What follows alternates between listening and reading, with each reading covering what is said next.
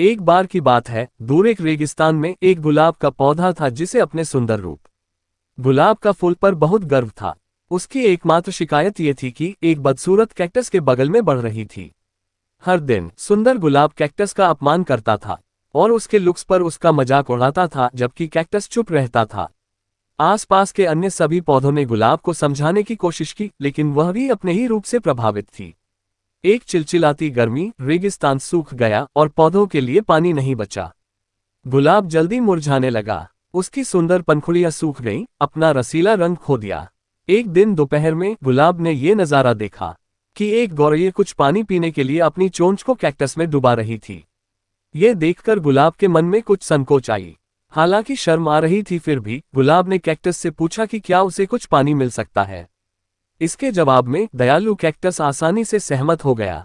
गुलाब को अपनी गलती की एहसास हुआ, वहीं उसने एक दूसरे का मदद किया इस कठिन गर्मी को पार करने के लिए। कहानी की सीख। इस कहानी से हमें ये सीख मिलती है कि कभी भी किसी को उनके दिखने के तरीके से मत आंकिए। बहुत दिनों पहले की बात है, एक बार एक जंगल में एक लोमड़ी को बहुत भूख लगी। उसने पूरी जंगल में छान मारा, लेकिन उसे कहीं पर भी खाने को कुछ भी नहीं मिला। इतनी मेहनत से खोज करने के बाद भी उसे कुछ ऐसा नहीं मिला जिसे वह खा सके।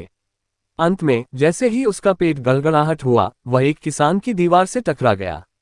दीवार के शीर्ष पर पहुंचकर उसने अपने सामने बहुत से बड़े रसीले अंगूरों को देखा। वो सभी अंगूर दिखने में काफी ताजे और सुंदर थे। लोमड़ी को ऐसा प्रतीत हो रहा था कि वे खाने के लिए तैयार हैं। अंगूर तक पहुंचने के लिए लोमड़ी को हवा में ऊंची छलांग लगानी पड़ी। कूदते ही उसने अंगूर पकड़ने के लिए अपना मुंह खोला, लेकिन वह चूक गया।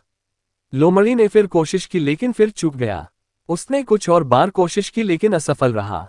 अंत में लोमड़ी ने फैसला किया कि वो अब और कोशिश नहीं कर सकता है और उसे घर चले जाना चाहिए। जब वह चला गया तो वह मन ही मन बुदबुदाया, मुझे यकीन है कि अंगूर वैसे भी खट्टे थे। कहानी की सीख। इस कहानी से हमें ये सीख मिलती है कि जो हमारे पास नहीं है उसका कभी तिरस्कार न करें। कुछ भी आसान नहीं आता। एक बार एक छोटे से शहर में एक लालची आदमी रहता था। वह बहुत ही धनी था, लेकिन इसके बावजूद भी उसकी लालच का कोई अंत नहीं था। उसे सोना और कीमती वस्तुएं काफी प्रिय थीं, लेकिन एक बात जरूर थी कि वह अपनी बेटी को किसी भी चीज से ज्यादा प्यार करता था। एक दिन उसे एक परी दिखाई दी। जब वो उसके पास आया तो उसने देखा कि पेड़ की कुछ शाखाओं में परी के बाल फंस गए थे। उसने उसकी मदद की और परी उन शाखाओं से आजाद हो गई। लेकिन जैसे जैसे उसका लालच हावी हुआ, उसने महसूस किया कि उसके इस मदद के बदले में एक इच्छा मांगकर उसकी मदद करके वो आसानी से अमीर बन सकता है। ये सुनकर परी ने उसे एक इच्छा की पूर्ति करने का मौका भी दिया। ऐसे में उस लालची आदमी ने कहा कि जो कुछ मैं छूऊं वह सब सोना हो जाए। बदले में ये इच्छा को भी उस परी ने पूरी कर दी थी। जब उसकी इच्छा पूर्ण हो गई, तब वो लालची आदमी अपनी पत्नी और बेटी को अपनी इच्छा के बारे में बताने के लिए घर भागा। उसने हर समय पत्थरों और कंकड़ को छूते हुए और उन्हें सोने में परिवर्तित होते देखा, जिसे देखकर वो बहुत ही खुश भी हुआ। घर पहुंचते ही उसकी बेटी उसका अभिवादन करने के लिए दौड़ी। जैसे ही वह उसे अपनी बाहों में लेने के लिए नीचे झुका, वह एक सोने की मूर्ति में बदल गई। ये पूरी घटना अपने सामने देखते ही उसे अपनी गलती का एहसास हुआ। वो काफी जोर से रोने लगा और अपनी बेटी को वापस लाने की कोशिश करने लगा। उसने परी को खोजने की काफी कोशिश करी, लेकिन वो उसे कहीं पर भी नहीं मिली। उसे अपनी मूर्खता का एहसास हुआ, लेकिन अब तक काफी देर हो गई थी। कहानी की सीख। इस कहानी से हमें ये सीख मिलती है कि लालच हमेशा पतन की ओर ले जाता है। जरूरत से ज्यादा लालच करना हमें हमेशा दुख प्रदान करता है। दूधवाली और उसके सपने एक बहुत ही अनोखी कहानी है, जिसमें कि बच्चों को दिवास्वप्न न देखने की सीख मिलती है। एक समय की बात है, एक गांव में कमला नाम की एक दूधवाली रहती थी। वो अपने गायों की दूध को बेचकर पैसे कमाती थी, जिससे कि उसका गुजारा चलता था। एक दिन की बात है, उसने अपनी गाय को दूध पिलाया और एक छड़ी पर लाए हुए दूध की 2 बाल्टी लेकर बाजार में दूध बेचने निकल पड़ी। जैसे ही वह बाजार जा रही थी, वह दिवास्वप्न देखने लगी कि दूध के लिए उसे जो पैसा मिला है उसका वह क्या करेगी। उसने मन ही मन कई चीजें सोचने लगी। उसने मुर्गी खरीदने और उसके अंडे बेचने की सोची। फिर उस पैसे से वो एक केक, स्ट्रॉबेरी की एक टोकरी, एक फैंसी ड्रेस और यहाँ तक कि एक नया घर खरीदने का सपना देखने लगी। इस प्रकार से वो कम समय से अमीर बनने की योजना बनाई। अपने उत्साह में वह अपने साथ ले जा रहे दोनों बाल्टी के बारे में भूल गई और उन्हें छोड़ना शुरू कर दिया। अचानक उसने महसूस किया कि दूध नीचे गिर रहा है, और जब उसने अपनी बाल्टी की जांच की तो वे खाली थे। ये देखकर वो रोने लगी और उसे उसके भूल का पछतावा होने लगा। कहानी की सीख। इस कहानी से हमें ये सीख मिलती है कि केवल सफलता ही नहीं, सफलता प्राप्त करने की प्रक्रिया पर ध्यान देना महत्वपूर्ण है। एक बार की बात है, एक शहर में रूबी नाम की लड़की रहती थी। उसे मेकअप करना बहुत पसंद था। वो दिन भर शीशे के सामने मेकअप करती रहती थी।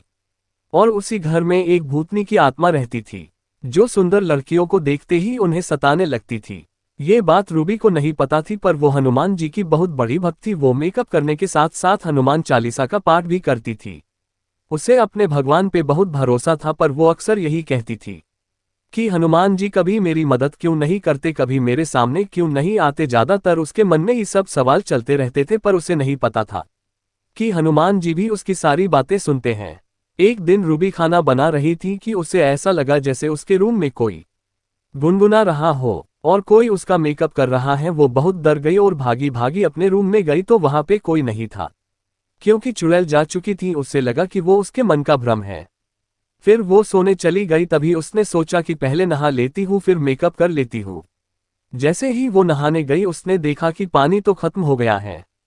ऐसा लग रहा था मानो कोई पहले ही नहा चुका हो। वो बहुत डर गई थी और डर के मारे अपने हनुमान जी को याद करने लगी और नहाने चली गई। जब वो बाहर आई तो उसने देखा कि शीशे पर कुछ लिखा हुआ है, जो कि चुड़ैल ने लिखा था। उसमें लिखा था कि चली जाओ यहां से, वरना मैं तेरी जान ले लूंगी और तुझे खा खजाऊंगी। और देखते ही देखते वो चुड़ैल आ गई।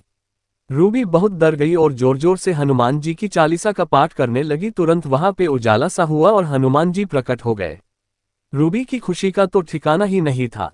वो हनुमान जी को देखकर बहुत ही खुश थी। हनुमान जी ने कहा, बेटी रूबी, तुम्हें परेशान होने की जरूरत नहीं है, मैं आ गया हूँ। फिर हनुमान जी ने उससे पूछा, यहाँ क्यों आए हो, जल्दी बता वरना तुझे भस्म कर दूंगा। चुड़ैल गिड़गिड़ाने लगी और बोली कि ये पहले मेरा घर था, मैं और मेरी बहन यहाँ रहती थी। एक बार मेरी बहन की बहुत मेकअप कर लिया और बाहर चली गई, तभी मैं भी उसके पीछे पीछे गई। वो बहुत सुंदर थी, सभी लड़कियां उससे जलती थी और उसकी एक दोस्त थी जिसका नाम झिलमिल था। वो मेरी बहन से बहुत जलती थी। उसे पता था कि आज मेरी बहन अकेले जा रही है। उसने इसी बात का फायदा उठाया और मेरी बहन को बातों में फंसाकर खाई में धक्का दे दिया और भाग गई। मैं कुछ नहीं कर पाई क्योंकि मैं बहुत दूर थी। मैं उसको ढूंढते ढूंढते खाई में गई और मेरा पैर फिसल गया और मेरी मौत हो गई। आज भी मैं भटक रही हूँ, इसीलिए जो भी रात में मेकअप करता है मैं उससे सताती हूँ ताकि वो डर जाए और मेकअप न करे, क्योंकि मेकअप और लिपस्टिक की खुशबू मुझे बहुत पसंद है। मैं उसके तरफ खींची चली जाती हूँ। और रूबी भी बहुत मेकअप करती है, रात को तो बहुत ही करती है, क्योंकि मैं नहीं चाहती कि मेरी बहन की तरह किसी और की जान भी। हनुमान जी बोले, तेरी बात सही है, पर तू सबके साथ ये सब नहीं कर सकती, मेरे भक्त के साथ तो बिल्कुल नहीं। मैं तुझे समझा रहा हूँ, चली जा। तभी चुड़ैल झुनझुना के बोली, मैं नहीं जाऊंगी, मैं यही रहूंगी। फिर चुड़ैल नहीं मानी। हनुमान जी को क्रोध आया और उन्होंने उसे जला दिया। चुड़ैल चिल्लाती रही और मर गई और चुड़ैल की आत्मा मुक्त हो गई।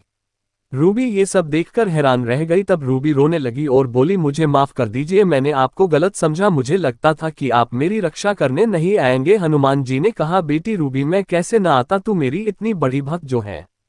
अच्छा बेटी, अब मैं चलता हूँ, तुम अपना ख्याल रखना और कोई दिक्कत हो तो मुझे बस एक बार पुकार लेना, मैं आ जाऊंगा। और कहा, रात में ज्यादा मेकअप मत करना। रूबी बोली, मैं कभी रात में मेकअप नहीं करूंगी। रूबी ने हाथ जोड़े और कहा, जी जरूर। और हनुमान जी चले गए। रूबी मानो सपना सा देख रही हो, उसे सब सपना सा लग रहा था। फिर रूबी हंसी खुशी नहा धोके पूजा करने लगी। कहानी की सीख, औरतों और लड़कियों को रात में ज्यादा मेकअप नहीं करना चाहिए और अपनी भक्ति पे भरोसा रखना चाहिए, क्योंकि भगवान अपने भक्तों को बचाने जरूर आते हैं। हमें कभी अपनी आशा और विश्वास नहीं तोड़ना चाहिए।